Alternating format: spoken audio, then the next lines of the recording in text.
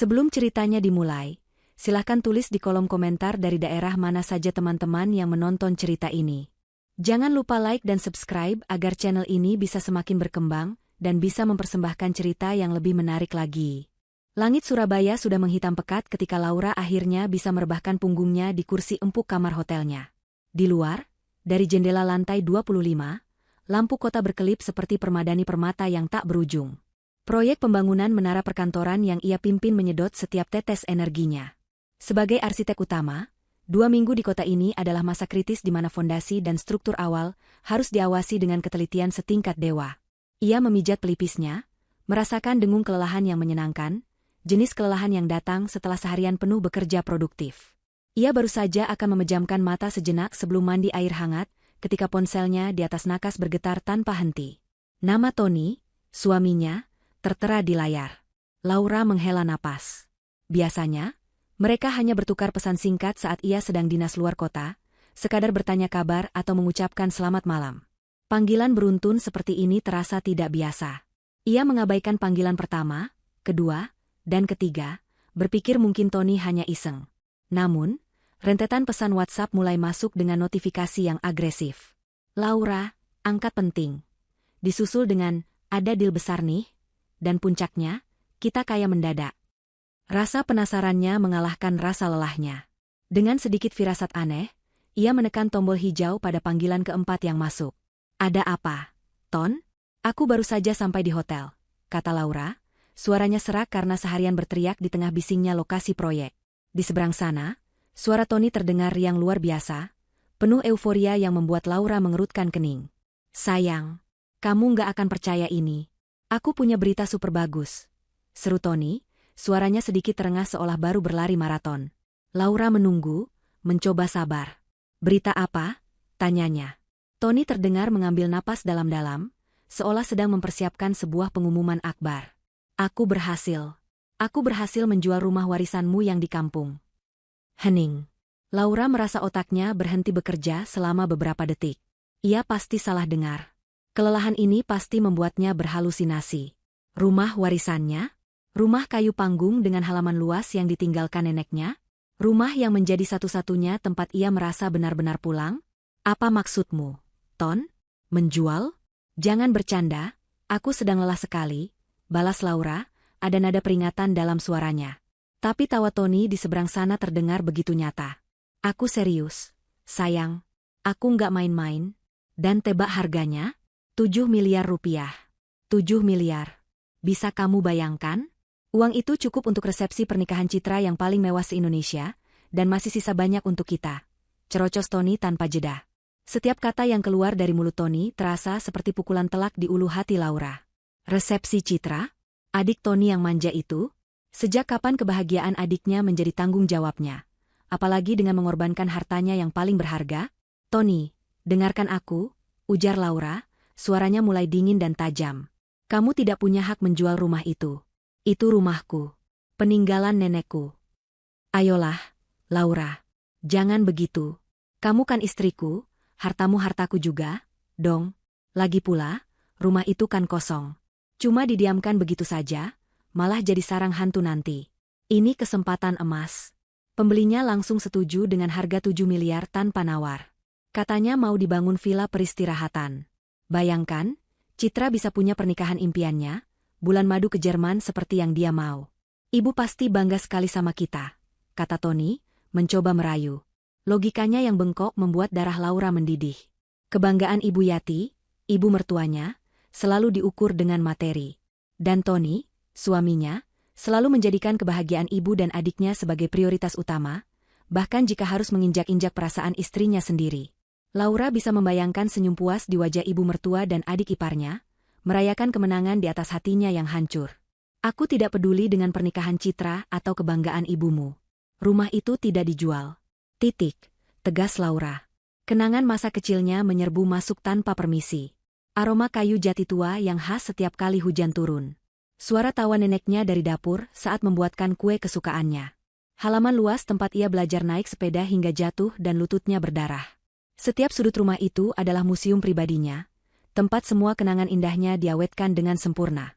Menjualnya sama saja dengan menjual jiwanya. Terlambat, sayang.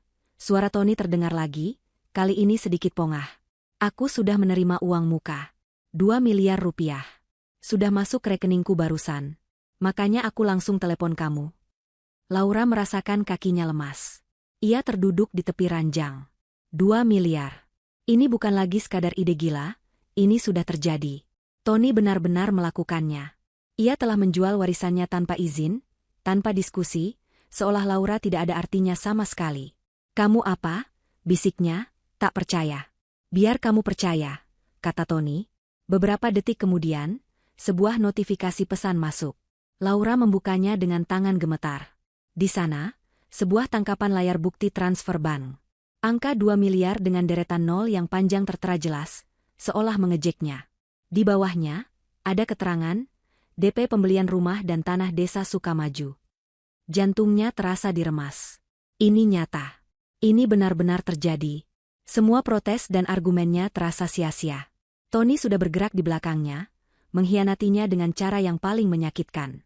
Kemarahan yang tadinya hanya bara kecil, kini berkobar menjadi api yang melahap habis semua kesedihan dan rasa terkejutnya. Yang tersisa hanyalah amarah yang dingin dan menusuk. Ia menarik napas dalam-dalam, menenangkan suaranya yang bergetar. Ia tidak akan menangis. Ia tidak akan memohon. Ia tidak akan memberikan kepuasan itu pada Tony. Suaranya yang keluar berikutnya terdengar datar, tanpa emosi, namun syarat dengan ancaman yang tak terucap. Dengarkan aku baik-baik, Tony, desisnya. Batalkan kesepakatan itu. Kembalikan uangnya. Aku tidak peduli bagaimana caramu. Batalkan, atau kamu akan menyesal seumur hidupmu. Tanpa menunggu jawaban, Laura mematikan sambungan telepon itu. Ia menatap layar ponselnya yang gelap, pantulan wajahnya yang pucat dan keras menatap balik. Permainan baru saja dimulai. Tony menatap ponselnya dengan bingung. Panggilan itu diputus begitu saja. Reaksi Laura sama sekali di luar dugaannya. Ia mengharapkan pekikan gembira, atau setidaknya keterkejutan yang positif. Bukannya ancaman dingin yang membuatnya merinding. Menyesal seumur hidupku? Memangnya dia siapa? Gumam Tony pada dirinya sendiri, mencoba mengembalikan kepercayaan dirinya yang sempat goyah. Ia menganggap kemarahan Laura hanyalah reaksi sesaat. Nanti juga akan luluh jika sudah melihat kenyataan betapa banyaknya uang yang mereka dapatkan. Wanita mana yang tidak suka uang? Pikirnya dangkal. Namun, nada suara Laura yang tanpa emosi itu terus terngiang di telinganya. Ada sesuatu yang berbeda, sesuatu yang belum pernah ia dengar sebelumnya. Merasa butuh dukungan, ia segera menelepon orang yang selalu membenarkan setiap tindakannya. Ibunya, Ibu Yati. Tidak perlu waktu lama bagi Tony untuk menceritakan semuanya. Tentu dengan sedikit bumbu drama, memposisikan dirinya sebagai suami berbakti yang berusaha membahagiakan keluarga, namun malah disalahpahami oleh istrinya yang egois. Seperti yang sudah diduga, Ibu Yati langsung naik pitam. Bukan kepada Tony, tentu saja, tetapi kepada Laura. Apa? Beraninya dia bicara seperti itu padamu. Anak tidak tahu diuntung. Harusnya dia berterima kasih padamu, Ton. Kamu itu sudah memikirkan kebahagiaan adikmu, kebahagiaan keluarga kita. Sembur Ibu Yati dari seberang telepon. Suaranya yang melengking membuat Tony harus sedikit menjauhkan ponsel dari telinganya. Justru itu, Bu. Aku kan melakukan ini untuk Citra, untuk kita semua. Rumah kosong di kampung itu mau diapakan lagi? Laura terlalu sentimental, terlalu terbawa perasaan. Sahut Tony, merasa lega karena mendapat pembenaran. Sudah, serahkan saja pada ibu. Biar ibu yang bicara pada Laura. Dia harus tahu posisinya di keluarga ini. Dia itu hanya menantu. Ada kewajiban untuk ikut memikirkan keluarga suami. Biar ibu yang luruskan otaknya yang bengkok itu, kata Ibu Yati dengan nada penuh kuasa. Tony pun setuju. Baginya, masalah selesai. Ibunya adalah pawang yang paling ampuh untuk menjinakkan Laura. Keesokan paginya, Laura sedang berada di lokasi proyek, memeriksa denah bangunan bersama para mandor ketika ponselnya berdering. Nama, Ibu Mertua, muncul di layar. Laura menarik napas panjang, sudah menduga panggilan ini akan datang. Ia memberi isyarat pada para mandor untuk menunggu, lalu berjalan menjauh ke sudut yang lebih tenang, di antara tumpukan baja dan semen. Ia mempersiapkan diri untuk pertempuran babak kedua. Halo, Bu, sapanya, suaranya diusahakan setenang mungkin. Laura, Ibu tidak mau basa-basi. Tony sudah cerita semuanya. Ada apa denganmu? Kenapa kamu jadi egois begini? Langsung saja Ibu Yati menyerang tanpa jeda. Laura memejamkan matanya sejenak. Kata, egois, itu terasa seperti tamparan. Maaf, Bu.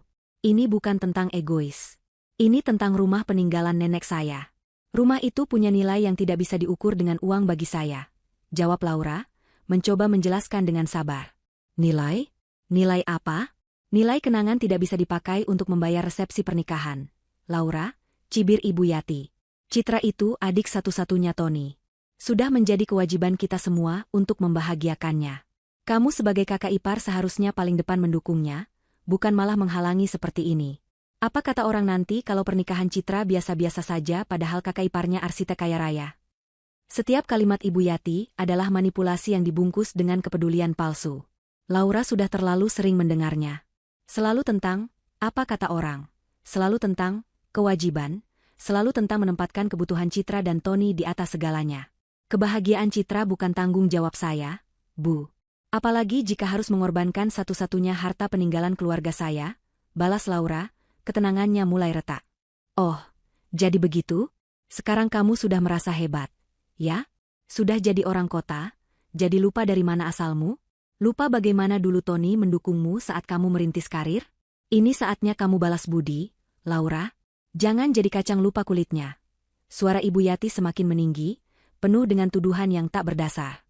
Laura mengepalkan tangannya. Balas budi? Ia merintis karirnya dengan kerja kerasnya sendiri. Tony lebih sering menjadi beban daripada pendukung. Tapi berdebat dengan Ibu Yati soal itu sama saja dengan berbicara pada tembok. Tembok yang bisa berteriak dan menyalahkan. Laura memutuskan untuk mengambil jalan lain. Bu, saya mohon. Saya bisa bantu biaya pernikahan Citra. Saya akan berikan uang, tapi jangan jual rumah itu. Saya akan usahakan, tapi tolong batalkan penjualannya. Tawar Laura, sebagai upaya terakhir untuk bernegosiasi. Ia pikir, tawaran uang akan meluluhkan hati mertuanya yang materialistis itu. Tapi ia salah. Ibu Yati justru tertawa sinis. Memberi uang? Berapa yang bisa kamu beri? 1 miliar? 2 miliar? Tawaran kita itu 7 miliar. Laura, 7. Uangmu tidak akan cukup. Sudahlah, jangan banyak alasan. Kamu hanya tidak rela melihat keluarga kami bahagia. Laura tertegun. Jadi ini bukan hanya soal uang, tapi juga soal kekuasaan. Ibu Yati tidak mau sekadar diberi, ia mau mengambil. Ia mau menunjukkan siapa yang berkuasa dalam keluarga ini. Ia mau membuktikan bahwa apa yang menjadi milik Laura, pada akhirnya, adalah milik mereka juga. Saat itulah Laura sadar, tidak ada gunanya lagi berbicara. Tidak ada ruang untuk logika atau perasaan. Di mata mertuanya, ia hanyalah sebuah mesin ATM, sebuah aset yang bisa dicairkan kapan saja mereka butuh. Rasa sakit di hatinya karena pengkhianatan Tony kini bercampur dengan rasa muak yang mendalam terhadap keluarga suaminya. Hening sejenak di telepon, sebelum akhirnya Ibu Yati berbicara lagi. Kali ini, suaranya turun beberapa oktav, menjadi desisan dingin yang penuh dengan racun dan penekanan. Itu adalah suara yang tidak menerima bantahan, suara seorang diktator yang menjatuhkan vonis. Dengar, Laura. Ibu tidak bertanya pendapatmu. Ibu memberitahumu. Rumah itu tetap akan dijual, dengan atau tanpa persetujuanmu. Anggap saja ini baktimu pada keluarga yang sudah menerimamu. Paham? Kata-kata itu menggantung di udara, berat dan mengancam. Laura merasakan gelombang kemarahan yang luar biasa, begitu kuat hingga membuatnya sulit bernapas. Tangannya yang memegang ponsel gemetar, bukan karena takut, tapi karena amarah yang sudah mencapai puncaknya. Ia tidak menjawab. Ia tidak perlu menjawab. Dengan satu gerakan tegas, ia mematikan sambungan telepon itu. Ia menatap kosong ke arah kerangka bangunan di hadapannya. Baja-baja kokoh yang menjulang ke langit. Ia akan menjadi seperti baja itu. Keras, dingin, dan tidak akan bisa dibengkokkan. Mereka telah menyatakan perang. Dan Laura tidak akan pernah mundur dari pertempuran ini. Kembali di lokasi proyek, di antara deru mesin dan teriakan para pekerja, Laura berdiri diam selama beberapa saat. Ancaman Ibu Yati masih terngiang di telinganya, sebuah deklarasi perang yang tidak bisa ditarik kembali.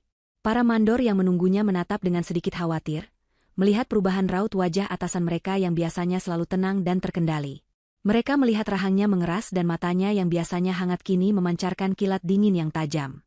Laura menarik napas dalam-dalam, menghirup udara yang penuh debu konstruksi, dan embusan itu seolah meniup pergi semua keraguan dan rasa sakit hatinya. Yang tersisa adalah fokus yang jernih, setajam garis-garis biru pada denah bangunan di tangannya. Ia berbalik menghadap para mandor. "Maaf, ada urusan keluarga mendadak," katanya, suaranya kembali datar dan profesional, seolah panggilan telepon tadi tidak pernah terjadi. "Mari kita lanjutkan. Saya mau periksa kembali perhitungan tegangan untuk balok penyangga di lantai 15. Pastikan tidak ada kesalahan sedikit pun." Para pekerja bertukar pandang, terkesan dengan ketenangannya. Mereka tidak tahu bahwa di dalam kepala arsitek brilian itu, sebuah struktur lain sedang dirancang. Bukan struktur bangunan dari baja dan beton, melainkan sebuah struktur jebakan yang rapi, dengan fondasi hukum yang kokoh dan pilar-pilar konsekuensi yang akan meruntuhkan kesombongan keluarganya. Malam itu, di kamar hotelnya, Laura tidak lagi menatap foto rumah neneknya dengan kesedihan. Ia menatapnya dengan tatapan seorang jenderal yang merencanakan strategi untuk merebut kembali bentengnya. Ia sadar, berdebat dengan Tony dan Ibu Yati adalah sia-sia. Mereka beroperasi di dunia yang berbeda. Dunia di mana perasaan, kenangan, dan harga diri bisa dikonversi menjadi rupiah. Menangis, memohon, atau marah-marah hanya akan memberinya label istri pembangkang yang emosional. Mereka tidak akan pernah mengerti. Jadi, ia harus berbicara menggunakan satu-satunya bahasa yang mereka takuti, meskipun mereka belum menyadarinya. Bahasa konsekuensi. Ia membuka laptopnya, bukan untuk mengerjakan revisi desain, melainkan untuk mengakses brankas data digitalnya. Di sana, tersimpan rapi semua dokumen penting miliknya, termasuk pindaian semua sertifikat asetnya. Matanya tertuju pada dua folder. Satu bernama Rumah Warisan Sukamaju, dan satu lagi bernama Tanah Belakang Sukamaju. Ia tersenyum tipis. Tony, dalam kemalasan dan ketidaktahuannya, tidak pernah peduli untuk memahami detail aset milik istrinya. Baginya, semua tanah di kampung itu adalah satu kesatuan, rumah warisan. Ia tidak tahu bahwa nenek Laura adalah wanita yang sangat teliti dan taat hukum. Laura mengambil ponselnya. Panggilan pertama ia tujukan kepada Rina, pengacara perusahaan tempatnya bekerja, yang juga sahabat karibnya. Rina adalah wanita yang cerdas, tajam, dan tidak suka basa-basi. "Lau, tumben telepon malam-malam. Proyek Surabaya aman?" sapa Rina dari seberang. "Aman, Rin. Aku butuh konsultasi hukum singkat. Di luar pekerjaan," jawab Laura, langsung ke intinya. "Silakan, mumpung tagihannya belum jalan," canda Rina. Laura tersenyum sekilas. "Aku punya pertanyaan. Misalkan, ada sebidang tanah yang statusnya adalah tanah wakaf produktif, di atasnya berdiri bangunan warisan. Apakah tanah dan bangunan itu bisa diperjualbelikan?" tanya Laura. Rina terdiam sejenak. "Wakaf? Tentu saja tidak bisa, Lau. Tanah wakaf itu milik umat, bukan milik pribadi, meskipun keluargamu yang mewakafkan dan punya hak untuk menempatinya. Menjual tanah wakaf itu pidana serius. Penipuan terhadap umat dan penggelapan aset nirlaba. Kenapa kamu bertanya soal ini?" Laura mengabaikan pertanyaan terakhir. "Oke, pertanyaan kedua. Misalkan lagi, ada seseorang yang menjual properti A, tapi sertifikat yang ia gunakan adalah sertifikat untuk properti B yang lokasinya bersebelahan. Pembeli sudah terlanjur memberikan uang muka. Apa status transaksi itu?" Rina tertawa kecil. "Itu bukan transaksi, Lau. Itu namanya penipuan murni. Pasal 378 KUHP. Pembeli bisa menuntut uangnya kembali 100% plus ganti rugi, dan si penjual bisa langsung masuk penjara. Ini kasus siapa sih? Klienmu ada yang kena masalah?" Laura merasa hatinya lega. Semua asumsinya terkonfirmasi. "Bukan siapa-siapa, Rin. Hanya riset kecil untuk melindungi aset di masa depan. Terima kasih banyak infonya. Aku berutang makan malam padamu," kata Laura, menutup telepon sebelum Rina sempat bertanya lebih jauh. Kini, pilar hukumnya sudah kokoh. Ia butuh pelaksana di lapangan. Panggilan kedua ia tujukan kepada Pak Kades, kepala desa di kampungnya. Pak Kades adalah pria parubaya yang bijaksana, sahabat almarhum kakeknya, dan orang yang sangat ia hormati. "Assalamualaikum, Pak Kades. Mohon maaf mengganggu malam-malam. Ini Laura," sapanya dengan hormat. "Waalaikumsalam," enduk Laura.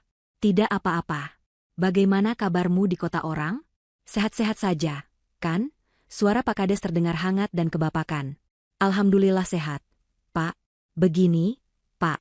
Saya menelepon karena ada masalah penting mengenai rumah peninggalan nenek." Laura kemudian menceritakan dengan singkat dan jelas, bahwa ada pihak keluarganya yang mencoba menjual rumah tersebut tanpa sepengetahuannya.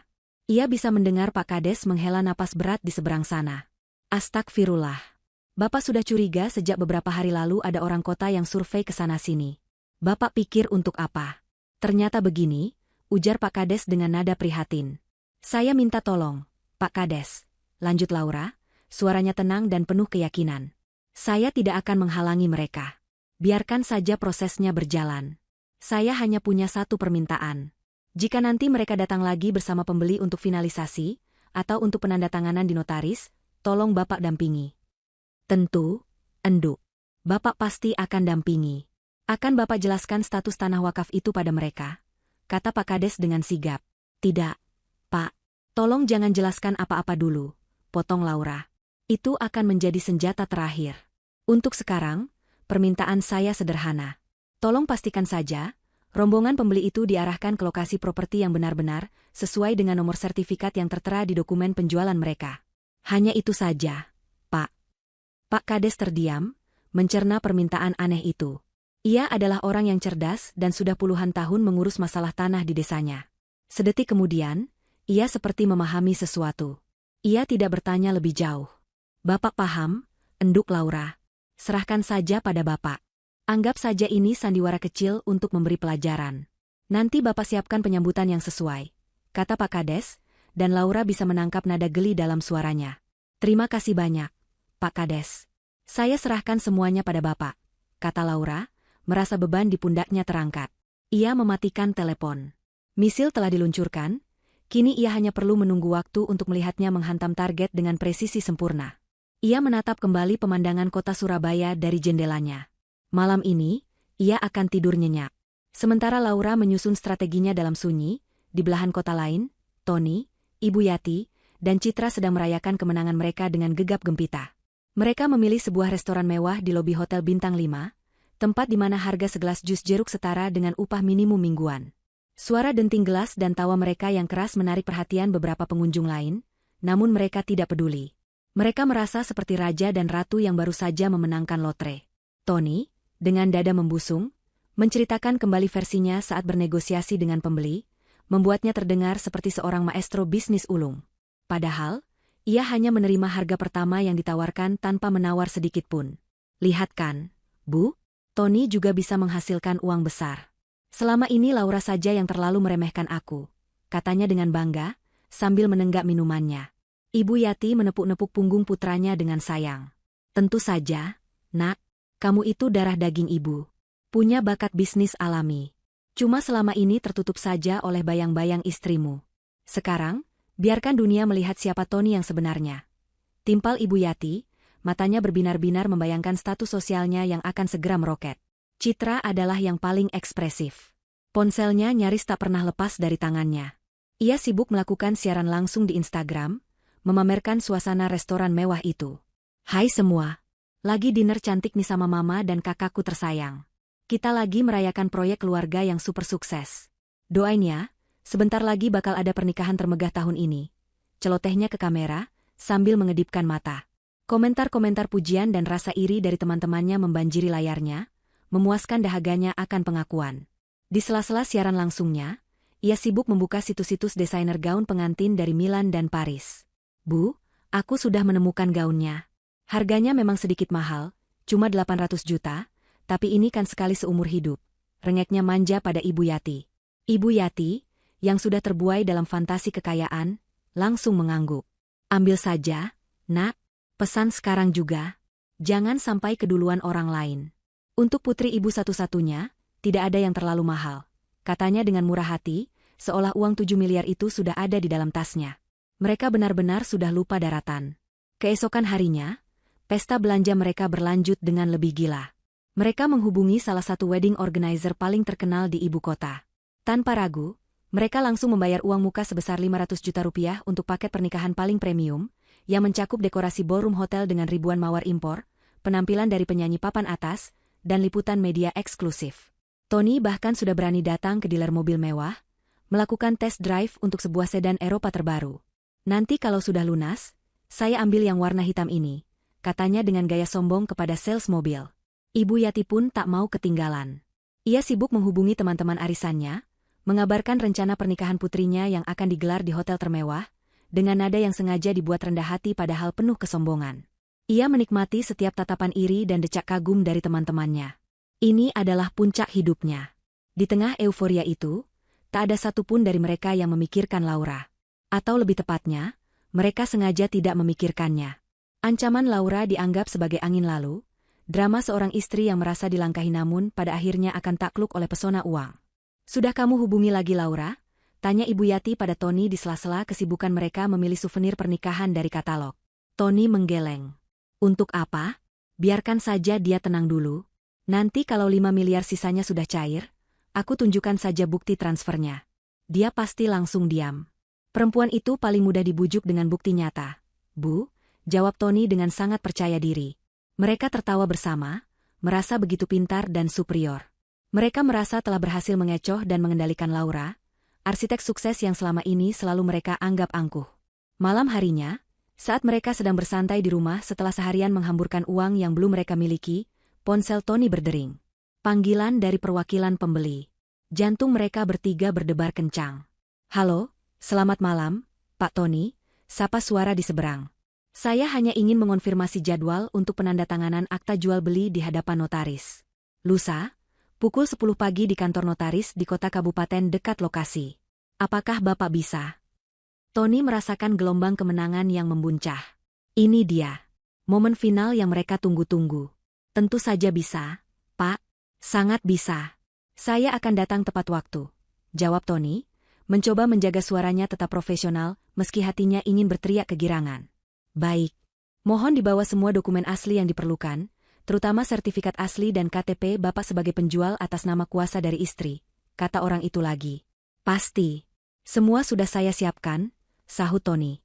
Setelah panggilan berakhir, ia langsung melompat dari sofa dan memeluk ibu serta adiknya. "Berhasil. Lusa kita cair 5 miliar, teriaknya. Ibu Yati dan Citra menjerit bahagia. Mereka berpelukan, menari-nari kecil di ruang tamu. Di puncak kebahagiaan mereka, Tony mengambil ponselnya. Ia membuka kontak Laura dan dengan senyum penuh kemenangan, ia mengetik sebuah pesan singkat yang penuh dengan ejekan terselubung. "Lihat, semua bahagia tanpamu. Pelunasan 5 miliar tinggal 2 hari lagi saat penandatanganan akta jual beli." Ia menekan tombol kirim, membayangkan wajah masam Laura saat membaca pesan itu. Ia tidak tahu, di Surabaya, Laura membaca pesan itu dengan senyum yang sangat berbeda. Senyum seekor singa betina yang melihat mangsanya berjalan santai memasuki perangkap. 2 hari berlalu seperti dalam sekejap mata bagi Laura. Hari penandatanganan akta jual beli tiba, namun di Surabaya, itu hanyalah hari Rabu biasa yang sibuk. Pukul 9 pagi, Laura sudah berdiri di lantai 30 sebuah gedung setengah jadi, mengenakan helm proyek dan rompi keselamatan. Angin ketinggian meniup-niup ujung rambutnya yang tergerai dari helm. Di hadapannya, para insinyur dan manajer lapangan menunggu arahannya. Ia sedang menjelaskan modifikasi rumit pada sistem penopang fasad kaca gedung, jarinya menelusuri garis-garis pada cetak biru raksasa yang terbentang di atas meja darurat. Ia sepenuhnya tenggelam dalam dunianya. Dunia di mana logika, presisi, dan perhitungan berkuasa. Dunia di mana tidak ada tempat untuk drama keluarga yang irasional. Ia merasa kuat di sini, berkuasa, dan memegang kendali. Sebuah perasaan yang kontras dengan apa yang coba direbut darinya. Tepat pukul 10:05, ponselnya di dalam saku mulai bergetar. 1 kali, 2 kali, 3 kali. Ia tahu persis siapa yang menelepon. Tony. Waktunya tiba. Seulas senyum tipis, nyaris tak terlihat, tersungging di bibirnya. Ia sama sekali tidak terganggu. Ia melanjutkan penjelasannya tentang penggunaan bau tanam berkekuatan tinggi dengan suara yang stabil dan jelas, seolah getaran di sakunya hanyalah dengung serangga yang lewat. Setelah rentetan panggilan dari Tony berhenti, getaran baru dimulai. Kali ini dari Ibu Yati. Lalu disusul oleh Citra. Mereka rupanya sedang bersama, sebuah komite kepanikan yang mulai terbentuk. Laura membiarkan semua panggilan itu mati dengan sendirinya. Ia tidak akan memberi mereka kepuasan mendengar suaranya, apalagi suara paniknya. Baginya, keheningan adalah bentuk perlawanan yang paling elegan. Setelah rapat singkat di ketinggian itu selesai, ia turun ke kantor proyek di lantai dasar. Ia duduk di mejanya, menuang segelas air putih, dan baru kemudian meraih ponselnya. Layarnya penuh dengan notifikasi. 27 panggilan tak terjawab dari Tony, Ibu Yati, dan Citra. Diikuti oleh serangkaian pesan yang menunjukkan eskalasi kepanikan mereka. Pesan pertama dari Tony pada pukul 10:10 pagi berbunyi, "Lau, kok nggak diangkat? Aku udah di kantor notaris nih, nungguin." Pesan kedua, 30 menit kemudian, nadanya mulai berubah. "Ini ada sedikit masalah sama nomor persil tanah di dokumen. Pembelinya minta cek lokasi dulu. Kamu bisa tolong telepon Pak Kades nggak? Dia kayaknya mempersulit." Laura terkekeh membaca kata, mempersulit. Pak Kades tidak mempersulit, ia hanya meluruskan. Pesan ketiga, pada pukul 11, ditulis dengan huruf kapital semua, sebuah tanda keputusasaan yang nyata. Laura angkat teleponnya, ini penting banget. Pembelinya mulai marah-marah. Dan akhirnya, sebuah pesan suara masuk. Laura menekan tombol putar dan menempelkan ponsel ke telinganya. Suara Tony terdengar panik, terengah-engah, dengan latar belakang suara orang berteriak. "Sayang, aduh, gawat ini, Lau, gawat." Pembelinya ngamuk. "Dia bilang aku nipu. Tolong telepon aku balik sekarang. Aku nggak ngerti ini ada apa." Laura menghapus pesan suara itu tanpa emosi. Ia lalu menggulir layarnya ke bawah, melewati semua notifikasi kepanikan itu, mencari satu nama yang benar-benar penting. Pak Kades. Ada beberapa pesan WhatsApp yang belum terbaca darinya, sebuah laporan langsung dari medan pertempuran. Laura membacanya sambil menyandarkan punggungnya ke kursi, menikmati setiap katanya. Pesan pertama dari Pak Kades dikirim sekitar pukul 10:30. "Assalamualaikum, Enduk Laura. Laporan pagi. Rombongan dari kota sudah tiba di desa. Gagah-gagah sekali, mobilnya bagus-bagus, mengkilap semua. Pak Tony juga sudah datang. Pakai kemeja batik sutra baru, sepertinya mahal. Wanginya sampai kecium dari jarak 5 meter." Laura tersenyum. Pak Kades memang punya selera humor yang khas. Pesan kedua datang 20 menit kemudian. "Laporan siang. Sekarang kami semua sudah di lokasi, Enduk. Tadi ada perdebatan kecil di depan rumah utama. Rombongan pembeli maunya langsung masuk rumah nenekmu itu, sudah tidak sabar sepertinya. Tapi Bapak bilang dengan sopan, 'Maaf, Bapak-bapak yang terhormat. Aturan harus sesuai dokumen. Mari kita ikuti saja nomor sertifikat yang tertera biar transaksinya sah dan barokah.' Jadi sekarang, Bapak sedang antar mereka semua jalan kaki lewat jalan setapak di samping. Agak becek sedikit bekas hujan semalam, sepertinya sepatu mahal mereka jadi kotor." Laura bisa membayangkan dengan jelas pemandangan itu. Orang-orang kota yang angkuh, dengan sepatu kulit Italia mereka, terpaksa berjalan di jalan setapak yang becek, mengikuti Pak Kades yang mungkin hanya memakai sandal jepit. Lalu, pesan ketiga, pesan yang paling ia tunggu-tunggu, dikirim beberapa menit sebelum Tony meninggalkan pesan suara paniknya. "Laporan terkini. Enduk, situasinya sekarang sedang sedikit ramai. Bapak nonton dari bawah pohon nangka saja, adem." Wajah bapak pembeli yang paling gagah tadi warnanya sudah berubah, dari putih bersih jadi merah bata, persis seperti warna genteng. Beliau tadi teriak-teriak. Katanya tidak pernah lihat villa peristirahatan yang ada tempat makan sapinya dan baunya khas sekali. Pak Tony sedang sibuk sekali di sana, mencoba menjelaskan pada rombongan tentang konsep, aset biologis, dan desain otentik pedesaan. Bapak kurang paham maksudnya apa, tapi sepertinya penjelasannya kurang diterima. Salah satu sapi nenekmu juga sepertinya ikut tegang, dari tadi melenguh terus tidak berhenti. Membaca kalimat terakhir, Laura tidak bisa menahannya lagi. Tawa yang sejak tadi ia tahan akhirnya meledak. Bukan tawa keras yang mengejek, melainkan tawa lega yang tulus, tawa kemenangan yang manis. Ia menatap kembali cetak biru di mejanya, struktur kokoh yang ia rancang. Ternyata, struktur jebakannya pun berdiri sama kokohnya. Mari kita putar waktu kembali ke 2 jam sebelumnya. Tony mengendarai mobilnya menuju kota kabupaten dengan perasaan di puncak dunia. Kemeja batik sutra terbaiknya terasa licin dan mewah di kulitnya. Parfum mahal yang ia semprotkan seolah menjadi aura kesuksesan yang mengelilinginya. Hari ini adalah hari pembuktiannya. Hari di mana ia akan menunjukkan pada Laura, pada ibunya, pada dunia, bahwa ia bukan sekadar suami yang menumpang hidup pada kesuksesan istrinya. Ia adalah seorang negosiator ulung, seorang kepala keluarga yang mampu menghasilkan uang miliaran. Ia tiba di kantor notaris yang megah, sebuah bangunan modern dengan pilar-pilar besar. Di ruang tunggu, ia bertemu dengan Pak Hartono, sang pembeli, seorang pengusaha properti bertubuh tegap dengan wajah tegas. Di sampingnya, duduk 2 orang yang tampak seperti tim hukumnya, dengan koper kulit dan tatapan tajam. Tony menjabat tangan mereka semua dengan mantap, memancarkan kepercayaan diri yang ia paksakan. Awalnya, semua berjalan lancar. Notaris membacakan detail-detail awal. Namun, suasana mulai berubah ketika salah satu pengacara Pak Hartono mengangkat alisnya. "Mohon maaf, Pak Notaris, Pak Tony," katanya sambil menunjuk selembar dokumen. Di proposal awal dan foto-foto yang diberikan Pak Tony, objeknya adalah bangunan utama yang besar di depan. Namun, nomor persil tanah dan luas yang tertera di draft sertifikat ini merujuk pada plot tanah yang berbeda di bagian belakang, dengan luas hanya 300 meter persegi. Apakah ini tidak salah ketik? Jantung Tony berdebar sedikit. Ia sama sekali tidak memperhatikan detail itu. Ia hanya mengambil fotokopian sertifikat yang ada di laci meja Laura. "Oh, itu sama saja, Pak. Satu kompleks, satu kepemilikan. Bagian dari properti utama," jawab Tony sedikit gugup, mencoba terdengar meyakinkan. Pak Hartono menatapnya tajam.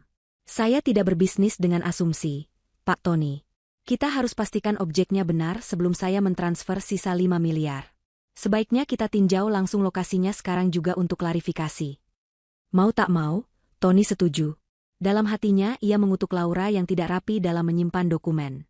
Rombongan mobil mewah itu pun berangkat dari kantor notaris menuju desa. Sepanjang jalan, Tony terus meyakinkan mereka tentang keindahan dan potensi investasi dari rumah warisan itu. Ketika mereka tiba di depan gerbang, ia membusungkan dadanya. "Nah, itu dia, Pak Hartono. Megah, kan? Warisan asli, kayu jatinya tidak ada duanya," serunya, menunjuk rumah panggung yang memang tampak anggun dan berwibawa. Pak Hartono dan timnya tampak terkesan. Mereka mengangguk-angguk setuju. Kemenangan sudah di depan mata, pikir Tony. Namun, saat mereka akan melangkah masuk, sesosok pria parubaya yang tenang dan berwibawa muncul dari samping rumah. "Itu Pak Kades. Selamat datang di desa kami, Bapak-bapak yang terhormat," sapa Pak Kades dengan senyum ramah. "Perkenalkan, saya kepala desa di sini. Tadi saya dihubungi Pak Notaris untuk ikut menyaksikan prosesnya." Tony merasa sedikit lega dengan kehadiran Pak Kades, berharap kehadirannya bisa memperlancar urusan. Ia salah besar. "Mari, Pak, silakan masuk," kata Tony. Pak Kades mengangkat tangannya dengan sopan. "Sebentar dulu, Pak Tony. Tadi pesan dari Pak Notaris, kita harus memastikan semuanya sesuai dengan dokumen hukum yang ada. Demi kebaikan semua pihak," katanya dengan tenang. Ia lalu menatap rombongan pembeli. "Mari, Bapak-bapak, saya antarkan langsung ke properti yang nomor sertifikatnya tercantum di dalam draft perjanjian jual beli Bapak." Dengan isyarat tangan, Pak Kades mulai berjalan. Anehnya, ia tidak berjalan menuju tangga rumah utama, melainkan menyusuri jalan setapak berumput di samping rumah. "Loh, Pak Kades, kok ke belakang?" tanya Tony, kebingungannya mulai muncul. Pak Hartono dan timnya saling berpandangan, lalu mengikuti Pak Kades. Tony, dengan perasaan tak enak, terpaksa ikut di belakang. Jalan setapak itu sedikit licin. Salah satu pengacara hampir terpeleset, sepatunya yang mengkilap kini bernoda tanah basah. Mereka berjalan melewati kebun pisang dan kandang ayam kecil. Aroma pedesaan yang otentik mulai tercium, campuran bau tanah lembab, dedaunan, dan kotoran ternak. Dan di sanalah, di ujung jalan setapak, berdiri tujuan akhir mereka. Sebuah bangunan kayu tua yang kusam, dengan beberapa papan yang sudah lapuk dan atap seng yang mulai berkarat di beberapa bagian. Di sampingnya ada gudang jerami yang pintunya sedikit miring. Dari dalam bangunan itu, terdengar suara lenguhan pelan, dan dua kepala sapi yang besar menengok keluar dari jendela tanpa kaca dengan tatapan polos. Hening. Rombongan dari kota itu berhenti melangkah, terpaku menatap pemandangan di depan mereka. Wajah Pak Hartono yang tadinya terkesan kini perlahan berubah menjadi bingung, lalu tidak percaya, dan akhirnya memerah karena amarah yang tertahan. Tony sendiri merasa dunianya berputar. Otaknya berusaha keras memproses apa yang terjadi. Ini tidak mungkin. Pasti ada kesalahan. Ini hanya kandang sapi tua milik nenek Laura. Pak Hartono berbalik perlahan, menatap Tony. Matanya menyipit, berbahaya. Ia menunjuk bangunan reot itu dengan jari gemetar. Suaranya keluar sebagai bisikan serak yang penuh amarah. "Jadi, setelah semua pembicaraan kita, setelah semua foto villa mewah yang kamu tunjukkan, saya bayar uang muka 2 miliar rupiah." Ia mengambil napas, lalu suaranya meledak menjadi teriakan yang membuat sapi-sapi di dalam kandang terlonjak kaget. "Untuk kandang sapi ini?" Teriakan itu menggema, memecah ketenangan desa. Tony pucat pasi, keringat dingin membasahi keningnya. "Bukan, Pak, bukan ini, pasti ada yang salah. Rumahnya yang di depan itu," gagapnya, sambil menunjuk-nunjuk ke arah rumah utama. Pak Kades melangkah maju dengan tenang, seolah menjadi wasit dalam sebuah pertandingan yang sudah ia ketahui pemenangnya. Ia mengeluarkan 2 lembar fotokopian dari sakunya. "Maaf, bapak-bapak," katanya dengan suara jelas. "Kalau menurut hukum, kita harus berpegang pada dokumen. Sertifikat yang dipegang Pak Tony ini, nomor 0877, luas 300 meter persegi, memang betul lokasinya di sini. Isinya adalah bangunan kandang dan gudang jerami." Ia berhenti sejenak, lalu menoleh ke arah rumah utama. "Dan kalau bangunan yang megah di depan itu, mohon maaf sekali, itu memang tidak akan pernah bisa dijual. Karena bangunan itu berdiri di atas tanah wakaf milik masjid desa." Jeder. 2 petir menyambar di siang bolong. Satu mengungkap kebodohan Tony, dan yang kedua mengungkap tindakan ilegalnya. Wajah Tony berubah dari pucat menjadi seputih kertas. Di tengah kekacauan itu, saat Pak Hartono mulai berteriak tentang penipuan dan penjara, salah satu sapi di dalam kandang mengeluarkan suara lenguhan yang panjang dan keras. Mo. Seolah menjadi musik latar yang sempurna untuk tragedi komedi yang baru saja terungkap. Teriakan murka Pak Hartono adalah pemecah keheningan yang brutal. Suaranya, yang diperkuat oleh amarah seorang pengusaha besar yang merasa dipermalukan, seolah membuat udara di sekitar kandang sapi itu bergetar. Tony berdiri membeku. Setiap kata yang diucapkan Pak Kades dan Pak Hartono berdengung di telinganya seperti lonceng kematian. Kandang sapi, tanah wakaf, penipuan, penjara. Kata-kata itu berputar-putar di kepalanya, menghancurkan sisa-sisa kesombongan yang ia bangun selama beberapa hari terakhir. Ia mencoba membuka mulut untuk membela diri, tetapi tidak ada suara yang keluar. Tenggorokannya tercekat, lidahnya terasa keluh. Tapi fotonya, sertifikatnya, saya hanya mengambil yang ada di laci. Akhirnya ia berhasil mengeluarkan beberapa patah kata yang terdengar seperti rengekan anak kecil, bukan pembelaan seorang pria dewasa. Salah satu pengacara Pak Hartono maju selangkah, tatapannya dingin dan penuh cemooh. "Pak Tony, di mata hukum, foto tidak memiliki kekuatan apapun dibandingkan sertifikat tanah yang sah. Dan ketidaktahuan Bapak mengenai aset yang Bapak jual bukanlah alasan yang bisa diterima, melainkan bukti kelalaian yang fatal, atau lebih buruk lagi, niat buruk untuk menipu. Bapak telah salah merepresentasikan objek jual-beli secara terang-terangan." Setiap kata dari pengacara itu adalah paku yang menancap di peti mati harapan Tony.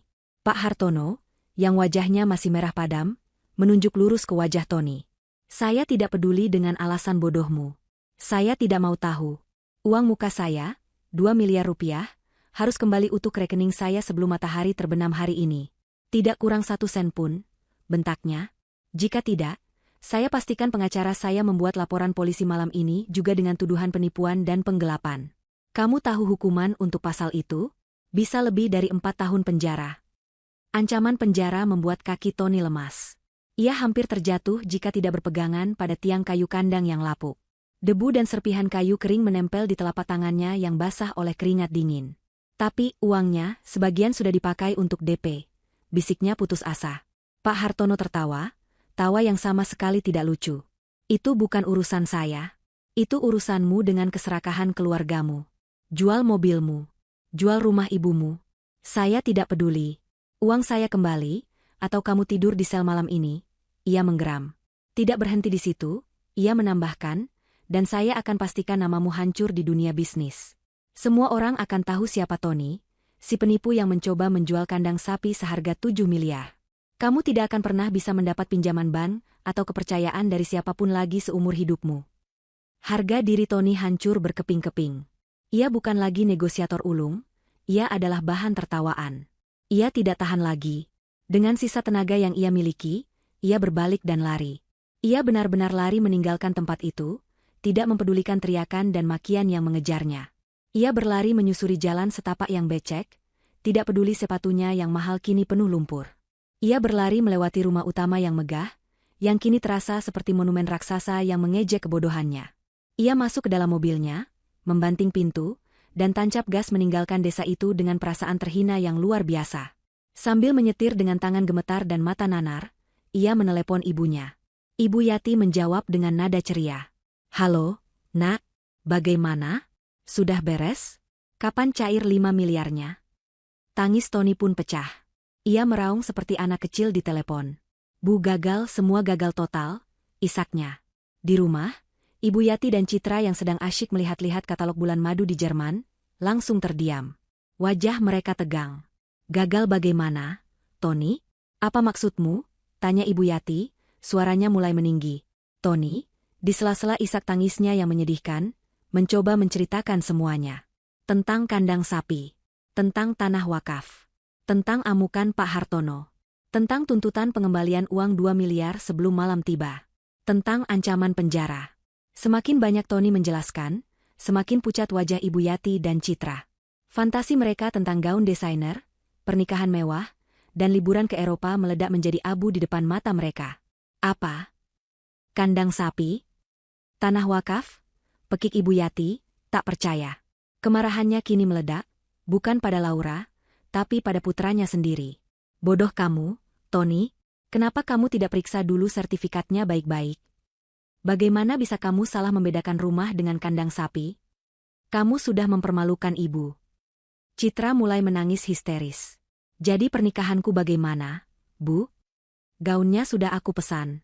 Hotelnya sudah di DP. Uangnya tidak bisa kembali. Ratapnya sambil memukul-mukul sofa. Di tengah kepanikan itu, telepon rumah mereka berdering. Ibu Yati mengangkatnya dengan kasar. Halo, bentaknya. Suara ramah dari seberang terdengar. Selamat siang, Ibu Yati. Kami dari pihak wedding organizer. Hanya ingin mengingatkan, sesuai perjanjian, sisa pembayaran untuk venue hotel sebesar 1,5 miliar rupiah jatuh tempo akhir minggu ini. Kami hanya ingin mengonfirmasi jadwal pelunasannya. Ibu Yati langsung menutup telepon tanpa menjawab. Jantungnya berdebar kencang.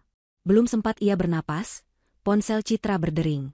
Dari butik gaun pengantin, menanyakan sisa pembayaran 700 juta rupiah. Satu persatu, telepon dari para vendor mulai berdatangan. Telepon-telepon yang beberapa hari lalu menjadi sumber kebanggaan, kini berubah menjadi teror. Kastil impian mereka yang dibangun di atas angin, kini runtuh menimpa mereka dengan tumpukan utang yang menggunung. Tony akhirnya tiba di rumah, wajahnya kuyu seperti mayat hidup. Ia, ibunya, dan adiknya kini duduk bersama di ruang tamu yang terasa menyesakan. Tak ada lagi tawa kemenangan. Yang ada hanyalah keheningan yang mencekam, diselingi isak tangis putus asa Citra.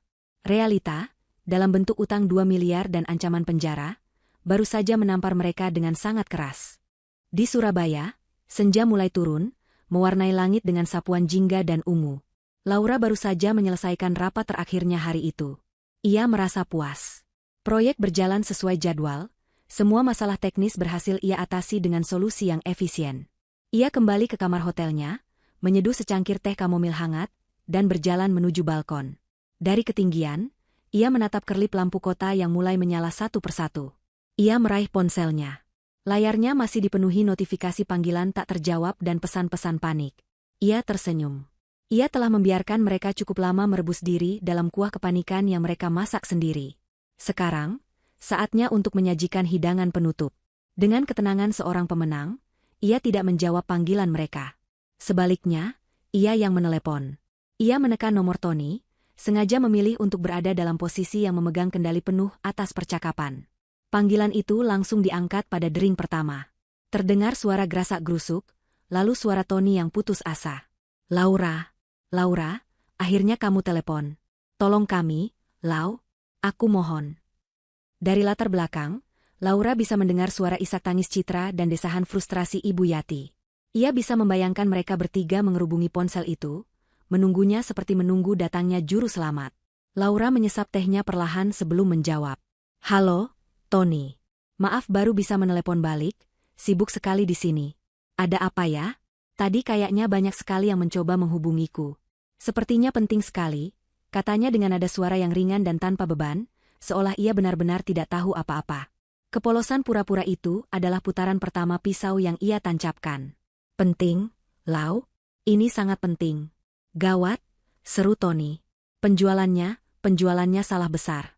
Pembelinya ngamuk, dia minta uangnya kembali hari ini juga. 2 miliar, Lau. Kami tidak punya uang sebanyak itu. Dia juga mengancam akan memenjarakan aku. Tolong, Lau, tolong bicara padanya. Kamu kan pintar negosiasi. Tolong jelaskan padanya kalau ini hanya salah paham. Rengek Tony, semua harga dirinya sudah lenyap. Ibu Yati merebut ponsel dari tangan Tony. Laura, ini semua gara-gara kamu. Kenapa kamu tidak bilang dari awal soal tanah wakaf itu? Kenapa kamu menjebak anakku sendiri? Teriaknya histeris. Laura tertawa kecil, Tawa yang terdengar sangat merdu sekaligus mengerikan di telinga mereka. Menjebak? Bu? Saya rasa tidak. Saya tidak pernah menyuruh Tony untuk menjual apapun. Saya tidak pernah menyuruhnya mengambil sertifikat yang salah. Dan saya tidak pernah menyuruh kalian menghamburkan uang muka untuk pesta yang di luar kemampuan kalian, jawab Laura dengan tenang. Saya hanya diam. Dan ternyata, hanya dengan diam saja sudah cukup untuk menunjukkan kualitas asli kalian. Ia melanjutkan, dan soal salah paham. Apanya yang salah paham? Bukankah transaksinya sudah berjalan sesuai dokumen? Selamat ya, kalian sekarang sudah resmi menjadi juragan kandang. Sebuah pencapaian yang luar biasa. Sindiran telak itu membuat Ibu Yati terdiam, tak mampu berkata-kata. Jangan bicara begitu, Kak. Kini suara Citra yang terdengar, penuh isak tangis. Pernikahanku bagaimana? Semuanya hancur. Impianku hancur. Kakak tegas sekali. Laura menghela napas, nadanya berubah menjadi manis yang dibuat-buat. Oh, Citra sayang. Jangan sedih. Justru kamu harusnya melihat ini sebagai kesempatan. Kalau kamu butuh tema pernikahan yang unik dan hemat biaya, coba saja tema Countryside. Sangat otentik. Loh, venue-nya sudah ada, gratis malah. Para sapi bisa jadi pengiring pengantinmu. Ejekan itu begitu telak hingga membuat tangisan Citra semakin menjadi-jadi. Ibu Yati kembali merebut telepon. Cukup, Laura. Cukup. Kami mengaku salah. Sekarang tolong kami. Kamu kan istri Tony, kamu pasti tidak mau suamimu masuk penjara. Kan? Katanya, mencoba menggunakan kartu terakhirnya, ikatan pernikahan. Disinilah Laura memutuskan untuk mengakhiri permainannya. Nadanya berubah dari sarkastik menjadi dingin setajam es. Pertama, mari kita luruskan beberapa hal. Katanya, suaranya datar dan tanpa ampun. Masalah ini bukan masalahku. Ini adalah masalah yang kalian ciptakan sendiri dari awal hingga akhir, buah dari keserakahan dan kebodohan kalian. Ia berhenti sejenak, membiarkan kata-katanya meresap. Utang 2 miliar itu utang kalian. Silakan cari cara sendiri untuk membayarnya. Jual perhiasan ibu. Jual mobil baru yang kemarin Tony pamerkan. Atau mungkin, jual rumah yang sedang ibu tempati sekarang? Itu sepertinya ide yang bagus. Ancaman penjara untuk Tony, lanjutnya. Itu adalah konsekuensi logis dari tindakannya yang mencoba melakukan penipuan. Mungkin beberapa tahun di dalam sana bisa memberinya waktu untuk merenung dan belajar tentang arti kejujuran dan menghargai milik orang lain. Ibu Yati dan Tony hanya bisa terkesiap, tidak percaya dengan apa yang mereka dengar. Laura belum selesai. Dan satu hal terakhir yang paling penting, Tony. Mungkin Ibu Yati benar, aku tidak mau suamiku masuk penjara.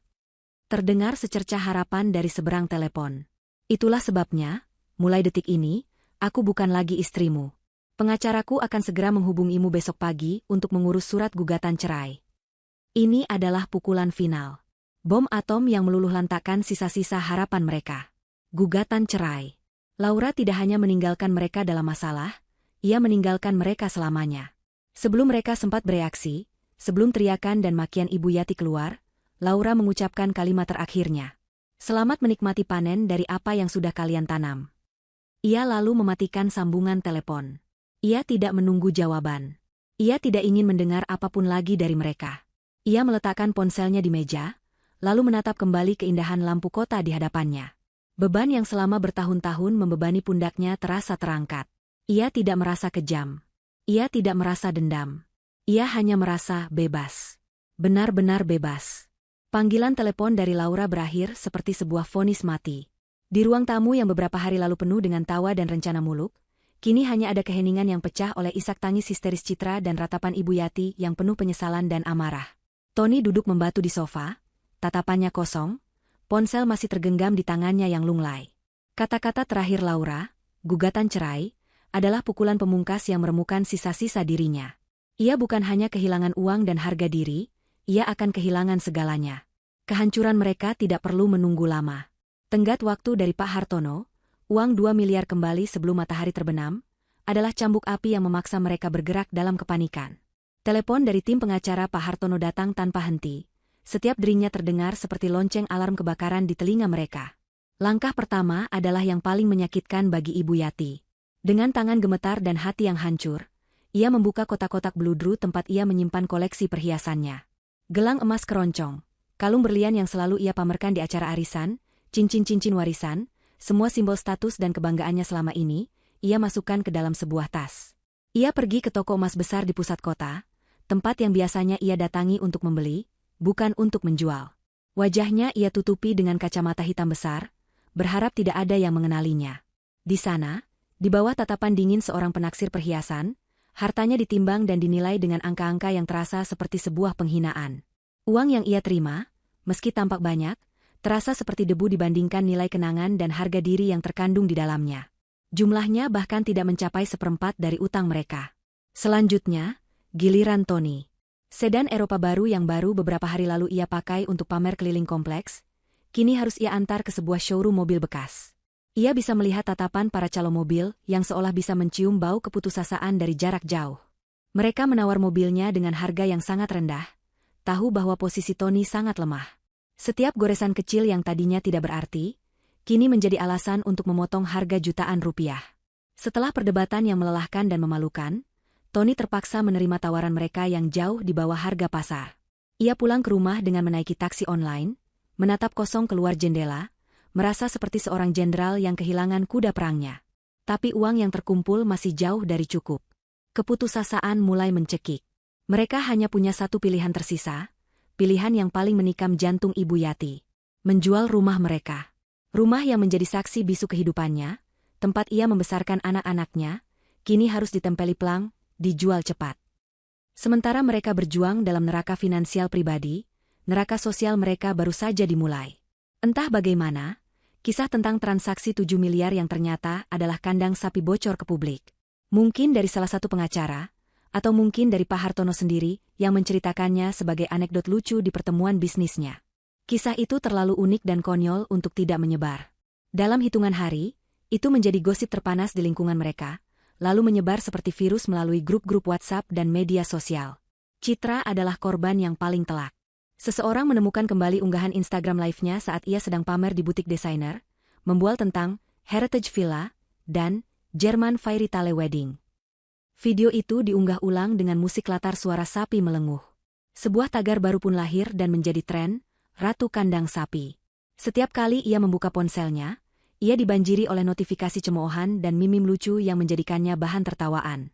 Puncaknya, calon suaminya, yang keluarganya sangat menjaga Citra, mengirimkan sebuah pesan singkat yang dingin, "Aku tidak bisa menikahi putri dari keluarga penipu. Hubungan kita selesai." Dunia Citra benar-benar runtuh.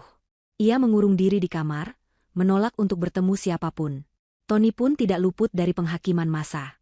Namanya yang hancur membuatnya mustahil mencari pekerjaan kantoran.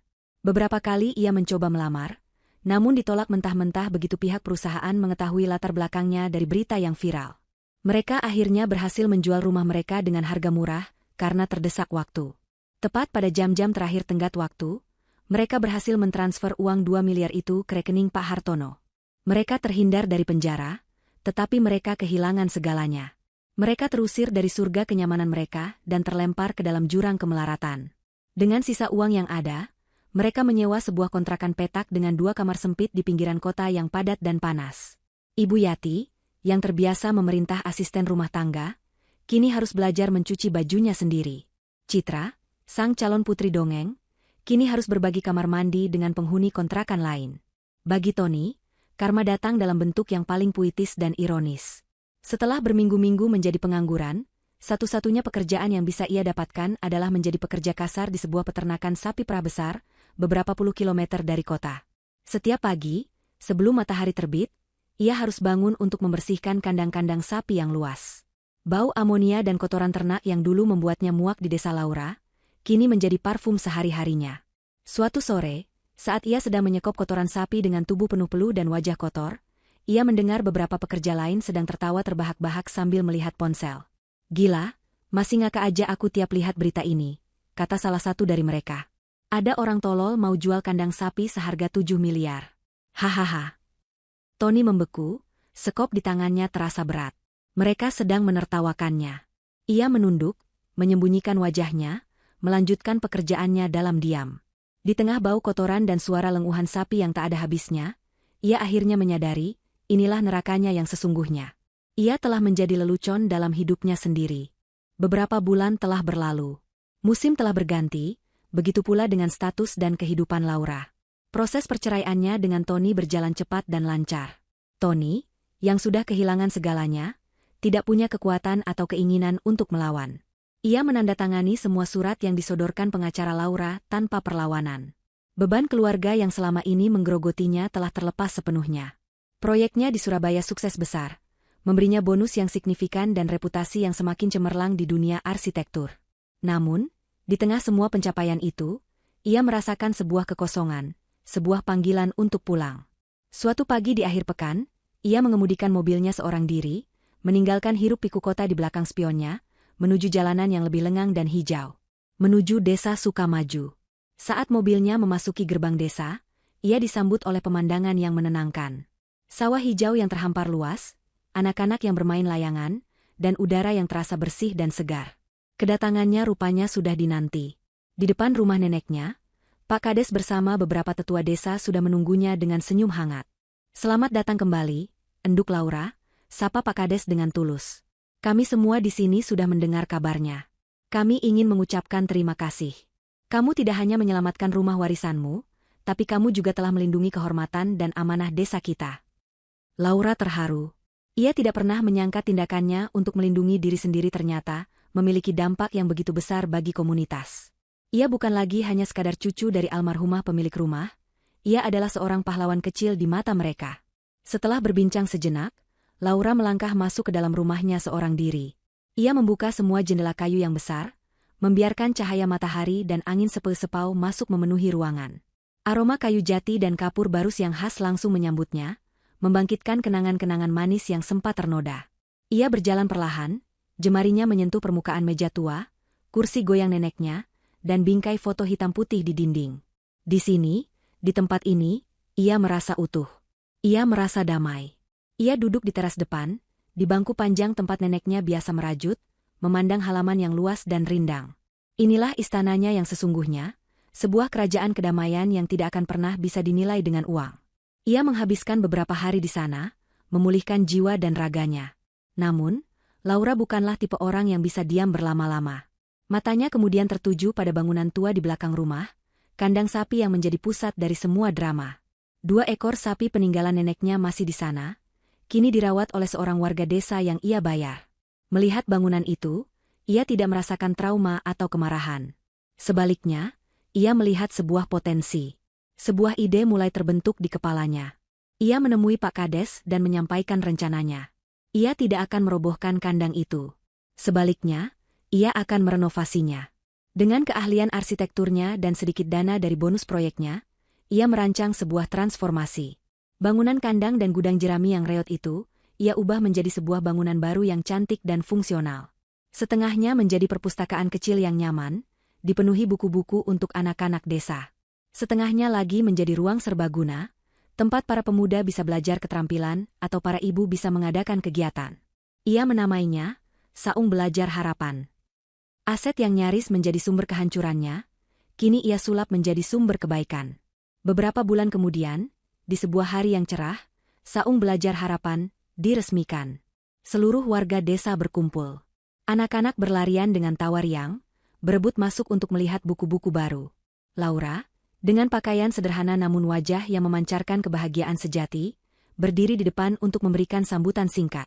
"Tempat ini adalah bukti," katanya pada warga yang berkumpul, bahwa nilai sejati dari sesuatu bukanlah pada harga jualnya, melainkan pada manfaat yang bisa diberikannya.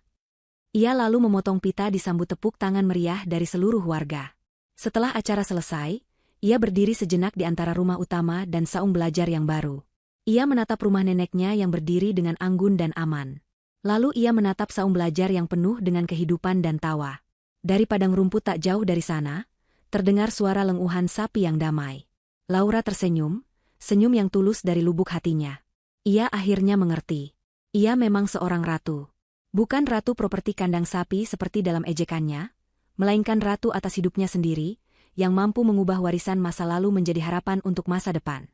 Dan itu adalah asetnya yang paling berharga. Rabu, 8 Oktober 2025. Setahun lebih telah berlalu sejak badai itu menerjang dan akhirnya reda, menyisakan langit biru yang cerah di atas kehidupan Laura. Hari ini, di desa Sukamaju, Udara terasa hangat dan penuh dengan aroma tumpeng yang baru diangkat serta tawa riang anak-anak. Di halaman belakang rumah warisan neneknya, di tempat yang dulu hanya berisi kandang reot dan gudang jerami, kini berdiri sebuah bangunan kayu yang cantik dan kokoh. Dindingnya dicat warna krem yang lembut, jendelanya besar-besar, dan terasnya dihiasi pot-pot bunga warna-warni. Di atas pintunya, terpasang sebuah pelang kayu dengan ukiran sederhana, Saung Belajar Harapan. Hari ini adalah perayaan 1 tahun berdirinya saung itu. Laura, mengenakan blus batik sederhana dan celana panjang yang nyaman, berdiri di antara kerumunan warga. Ia tidak lagi terlihat seperti arsitek kota yang tegas dan dingin, melainkan seperti bagian yang tak terpisahkan dari desa itu. Ia sibuk membantu para ibu membagikan makanan, sesekali tertawa saat seorang anak kecil menarik-narik ujung bajunya untuk meminta tambahan kerupuk. Wajahnya memancarkan ketenangan yang dalam, kedamaian yang tidak bisa dibeli dengan harga berapapun. Proyek-proyek besarnya di kota besar masih berjalan, karirnya tetap menanjak, namun kini pusat gravitasinya telah bergeser. Kebahagiaannya tidak lagi diukur dari setinggi apa gedung yang ia rancang, melainkan dari selebar apa senyum yang bisa ia ciptakan di sini. Tidak terasa sudah setahun ya, enduk Laura, suara Pak Kades membuyarkan lamunannya. Pria parubaya itu berdiri di sampingnya, memegang secangkir kopi hitam. Lihat anak-anak itu. Dulu kalau sore mainnya di pinggir jalan, sekarang betah di saung sampai maghrib. Nilai-nilai mereka jadi jauh lebih bagus di sekolah. Laura tersenyum, matanya menatap kerumunan anak-anak yang sedang asyik membaca buku di teras saung. Ini semua juga berkat bantuan Bapak dan seluruh warga. Saya hanya memberikan wadahnya saja, jawab Laura dengan rendah hati. Pak Kades terkekeh. Wadah yang tepat di waktu yang tepat itu yang paling penting, enduk. Oh ya, beberapa hari lalu Bapak dengar kabar dari seorang kerabat yang tinggal di kota. Kabar tentang mereka. Laura terdiam sejenak. Mereka. Kata itu terasa begitu jauh, seperti gema dari kehidupan orang lain. Ia tidak lagi merasakan amarah atau sakit hati saat mendengar kata itu. Hanya ada kehampaan yang netral, seperti membaca berita tentang orang yang tidak ia kenal. Bagaimana kabar mereka, Pak? Tanyanya dengan nada tenang, lebih karena sopan santun daripada rasa penasaran yang sesungguhnya. Pak Kades menghela napas. Hidup itu memang adil, enduk. Roda itu benar-benar berputar. Katanya, mereka sekarang tinggal di kontrakan sempit di pinggiran kota. Ibu Yati sudah tidak pernah kelihatan di acara-acara sosialita. Citra, pernikahannya batal, sekarang kerja jadi kasir di toko swalayan. Dan Tony. Pak Kades berhenti, menatap Laura dengan prihatin. Dia kerja jadi buruh di peternakan. Membersihkan kandang, katanya. Laura tidak terkejut. Ia hanya mengangguk pelan. Tidak ada senyum kemenangan di wajahnya, tidak ada sorak-sorai di dalam hatinya. Yang ada hanyalah sebuah kesadaran bahwa alam semesta memiliki caranya sendiri untuk menyeimbangkan neraca. Di sudut lain kota yang panas dan berdebu, di dalam sebuah kontrakan petak yang pengap, kehidupan terasa seperti sebuah hukuman yang tak berkesudahan. Ibu Yati duduk di depan televisi tabung tua, menonton sinetron tentang keluarga kaya raya dengan tatapan kosong yang pahit. Rumahnya yang dulu megah, perhiasannya yang berkilauan, dan teman-teman arisannya yang dulu menjilat, kini terasa seperti mimpi indah dari masa lalu yang tak akan pernah kembali. Setiap hari ia harus berdebat dengan Citra soal uang belanja yang tak pernah cukup. Hubungan ibu dan anak yang dulu dipenuhi kemanjaan, kini dipenuhi racun saling menyalahkan. Citra baru saja pulang kerja, melempar tasnya ke lantai dengan kasar. Wajahnya kuyu, kakinya pegal karena berdiri selama 8 jam. Julukan Ratu Kandang Sapi yang pernah viral itu, meski sudah jarang disebut, telah meninggalkan luka permanen di harga dirinya. Ia membenci hidupnya, membenci ibunya yang mendorongnya untuk punya mimpi selangit, dan membenci kakaknya yang bodoh. Tony pulang saat hari sudah gelap. Tubuhnya lengket oleh keringat dan bau menyengat yang tak kunjung hilang, meski sudah ia guyur dengan sabun. Ia membawa sebungkus nasi dan lauk seadanya, lalu duduk makan sendirian di pojok ruangan. Tidak ada lagi sapaan hangat atau obrolan keluarga. Mereka bertiga hidup di bawah satu atap. Namun jiwa mereka terpisah bermil-mil jauhnya. Malam itu, saat sedang makan, ia mendengar suara tawa dari kontrakan sebelah yang sedang menonton acara komedi di televisi. Salah satu pelawak di layar berteriak, "Dasar otak udang. Disuruh jual mobil, malah jual kandang sapi." Tawa penonton di studio bergemuruh. Tony berhenti mengunyah. Nasi di mulutnya terasa seperti pasir. Lelucon itu, lelucon tentang dirinya, kini telah menjadi komedi nasional. Ia menunduk, menatap sisa makanannya dengan nanar. Rasa malunya sudah mati rasa, tergantikan oleh kehampaan yang dingin. Ia tidak lagi menyalahkan Laura. Ia hanya menyalahkan takdir dan kebodohannya sendiri. Roda itu memang telah berputar, dan ia kini berada di bagian paling bawah, tergilas oleh lumpur yang ia ciptakan sendiri. Kembali di desa Sukamaju, matahari mulai terbenam, melukis langit dengan warna keemasan. Acara syukuran sudah selesai. Para warga sudah pulang ke rumah masing-masing, meninggalkan keheningan yang damai. Laura duduk sendirian di bangku teras rumah neneknya, memegang cangkir teh hangatnya. Ia menatap ke depan. Di sebelah kiri, berdiri rumah warisannya yang kokoh, sebuah simbol dari akar dan masa lalunya yang ia lindungi dengan sekuat tenaga. Di sebelah kanan, berdiri saung belajar harapan, bangunan yang lahir dari puing-puing pengkhianatan, sebuah simbol dari masa depan dan harapan yang ia bangun untuk orang banyak. Ia akhirnya mengerti arti kekayaan yang sesungguhnya. Bukan tentang angka 7 miliar di rekening bank. Bukan tentang kemewahan yang bisa dipamerkan. Kekayaan sejati adalah kedamaian di hati, kemampuan untuk memberi, dan kebebasan untuk menentukan jalan hidup sendiri. Ia menghirup dalam-dalam udara desa yang sejuk, merasakan kebebasan itu meresap ke dalam setiap sel tubuhnya. Babak lama dalam hidupnya telah benar-benar berakhir. Dan di hadapannya, terbentang lembaran-lembaran baru yang masih putih bersih, siap ia isi dengan kisah-kisah yang jauh lebih indah.